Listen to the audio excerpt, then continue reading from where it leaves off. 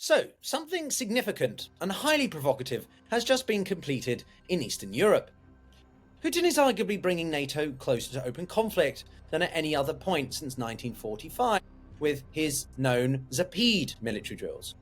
Worse still though, just before these largest of exercises took off, Russian drones crossed into Romanian and Polish airspace, not merely probing, but forcing Warsaw to shoot them down, and prompting NATO's first direct clash with Russia since Putin's full-scale invasion of Ukraine. But a very underwhelming and frankly lackluster response from NATO at that. What's more, that's just the start. These war games feature tactical nukes, nuclear hypersonics, and even the surprising presence of American officers and Indian participation on Belarusian soil. So in this video, I wanted to cover the key takeaways from these exercises and unpack why Zapad 2025 is about much more than merely war games. It's a glimpse into how Russia plans to potentially fight, how NATO would or possibly wouldn't even respond, and why even countries like India, the United States, and various African countries' presence signifies a lot more than you might assume. This is the Global Gambit. How's it going, everyone? Welcome back to the channel, where we try to break down the geopolitical stories that others gloss over in a straightforward and simple way. Now, before we dive in, quick question for you. Do you think that NATO should treat Zapad 2025 more seriously than it has done, more than merely a rehearsal, given also the provocations, the probes into NATO airspace and this rather interesting use of a buffer air zone? Drop your thoughts in the comments below and do consider subscribing if I convince you after this video. Now, kicking off, let me ask you another question. What does Zapad actually mean? Well, interestingly enough, and provocatively being the key word of this video, I think, it means West. Every 4 years, Russia and Belarus stage these massive drills. On paper, they are, well, stated to be defensive. But to many, and in the reality of those, they simulate conflict, direct conflict with the NATO alliance. This year, between September 12th and 16th, exercises were held in the Belarusian regions of Grodno, Minsk, and Vitebsk. Belarus originally announced 13,000 troops, then interestingly halved that figure, while Putin himself claimed 100,000 soldiers took part. Now that discrepancy alone tells you this is about narrative, not numbers. Another illustration of this was a few years ago, when the Belarusians were conducting military drills and the Chinese sent some soldiers to participate. It was claimed there were thousands, when only it was about 350. Now, in terms of drills included, well, this involved rehearsals for tactical nuclear strikes, with the new Oreshnik hypersonic ballistic missile on display, something that we reported earlier in the year and last year when it made headlines. There was also emphasis on electronic warfare and drone tactics, tested on the very borders of Poland and Lithuania. Then there was a two-stage scenario, first repelling a NATO attack, then launching a counteroffensive to, quote, cleanse the territory. Belarusian Chief of Staff, Pavel Maravieko, put it bluntly, from firing small arms to nuclear warheads, we must be able to do all this. And so this isn't routine. It's as much theatre designed to intimidate neighbours, reassure domestic audiences, and remind NATO that Russia's finger is always hovering somewhere around, well, the most extreme of WMDs. From the NATO perspective, well, this looked alarmingly similar. In 2021, prior to the full-scale invasion of Ukraine, Zapad drills coincided with Russia's troop build-up, which then became the full-scale invasion. Indeed, it was used as a false pretense by which to build military presence within Belarus.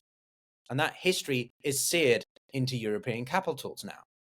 This year, well, Poland has mobilized 40,000 troops, Lithuania 17,000, and Germany led what's known as the Quadriga, a rapid deployment exercise into the Baltics, a multinational force that consists of. And then, just as Zapad began, Russian drones entered Polish airspace. Warsaw shot them down, some crashing into residential areas. You can find another video on the channel where I go into deeper analysis and breakdowns and reactions to that. But Donald Tusk saying that this, quote, situation brings us closest to we have been to open conflict since the Second World War. After that, the Polish invoked NATO's Article 4, which involves emergency consultations, but not necessarily kinetic action. So while Moscow insists these are routine drills, NATO sees them as deliberate probes, testing radar, cyber defenses, but most importantly, the political and military will of the NATO alliance. And that's the point. Russia doesn't have to invade to rattle Europe, especially as Trump's America makes it very clear that Europe more than ever is likely on its own in any such case scenario. Is it just happens to be that Europe are wondering, is this a rehearsal before the real thing, like in 2021-2 winter? And here's the uncomfortable truth more specifically. NATO is letting Putin probe and push and test the red lines. Putin emphasizes constantly about the West testing his red lines. Well, in this case, it's pretty clear to say he's doing that as well, but NATO isn't resorting to escalatory language as much as the Kremlin does in response. These aren't tied to the exercises. They're part of a broader campaign of pressure, intimidation, psychological warfare. And yet, NATO's response is feeble. A few interceptions, some strong words, emergency consultations under Article 4, but that's it. There is no real escalation or decisive deterrent. Yes, you can impose some kind of buffer air zone, but what difference does that make? And also how we've shifted from NATO having the airspace over Ukraine now to being sort of imposed over NATO alliance members. So every time NATO holds back, it teaches Moscow the same lesson. You can push further and further without really any consequences. So it's not about drones, it's about psychology. Russia maps NATO's tolerance level and what it sees as hesitation, not resolve. And that hesitancy is far more dangerous than any single drone incursion. Now, some call it iron diplomacy. Moscow shows off its latest weapons as much for propaganda as for the actual war fighting. Some people note, though, that Russia lacks the scale to invade Europe right now. But it can still intimidate. Drones, hypersonics, all that nuclear theatre. By stationing Oreshnik missiles, which were critical in some of the worst destructive hits in Ukraine, in Belarus, well, Putin is signaling to NATO that any escalation in Ukraine can spill over at any time he thinks about it. Think of it this way. Every time NATO reinforces its eastern flank, Putin unveils another missile or deploys another system. It's less about that battlefield utility and more about that political theatre. Moscow says, we may be bleeding in Ukraine, of course they won't admit that, but don't mistake that for weakness on the Western Front. And then, the shocking bit of all of this, the Pentagon confirmed that American officers actually attended Zapad 2025. Yes, you heard that right. For the first time in 4 years, US officials observed Russian drills, shaking hands with Belarusian's defense ministry on, quote, Distinguished Visitor Day. Why? Well, according to the Pentagon, it followed, quote, productive bilateral engagements between Washington and Minsk. Keep in mind that the Trump administration recently lifted sanctions on Belarusian's national airline after Lukashenko released 52 political prisoners. Analysts suspect Trump is trying to peel Belarus away from Moscow, sort of like a reverse Kissinger, as you've seen me mention in other videos as well. But let's not sugarcoat it. This is a risky theatre. Belarus remains Putin's closest ally and staging ground for countless nuclear weaponry and military personnel and equipment. So it looks more like appeasement in the eyes of many. And it wasn't just America. India sent, 65 soldiers, but on the surface, it looks like routine. India has long trained with Russia, but that timing is pretty poor. Also because Trump has been trying to re-improve the situation relations with Modi after he felt snubbed and therefore attended the Shanghai Cooperation Organization, something I've also covered a lot more on the channel. And so a demonstration that New Delhi is hedging here, keeping ties with Moscow alive and well, even as it tries to rekindle more maybe the economic side than the military with America. So for Moscow, India's presence provides global legitimacy, especially to the global south. We're not isolated. And for New Delhi, it's a reminder that its foreign policy will never be pro-Western, or at least pro-Ukraine, for a fair amount of pressure and, in sort of enticement from the Biden administration prior to the Trump. And then lastly, Zapad 2025 had Iran and, quite a few troops from Bangladesh, Mali, Burkina Faso, and the DRC. The numbers minuscule, but their symbolism was large. For Moscow, the appeal of African participants lies in three things. 1. Arms sales. Russia still supplies much of Africa's discounted and second-hand weaponry. Second, security ties. Countries like Mali and Burkina Faso rely on Russian military contractors, even though it's getting incredibly bad. And I have a video coming out on that in due course, so keep a watch out for that and subscribe to make sure you don't miss it. Thirdly, though, political alignment. Appearing at Zapad signals solidarity with Moscow and an anti-Western stance and rejection of what these countries see as imperialism or NATO imperialism. And so this is the irony.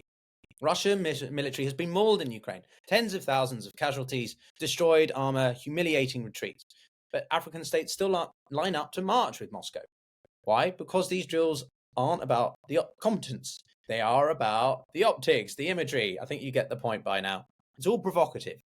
Participation buys influence, weapons, diplomatic credit with Russia. And, well, even for China and North Korea, whilst they weren't there, they were present as observers. It demonstrates that Russia, even if they're technically not doing great, the Russian economy isn't doing great, well, Russia still has it overall militarily under control. So the three key takeaways are this. Russia, 1, is rehearsing nuclear brinkmanship, not necessarily to use these weapons, but to remind NATO of the risks of escalation.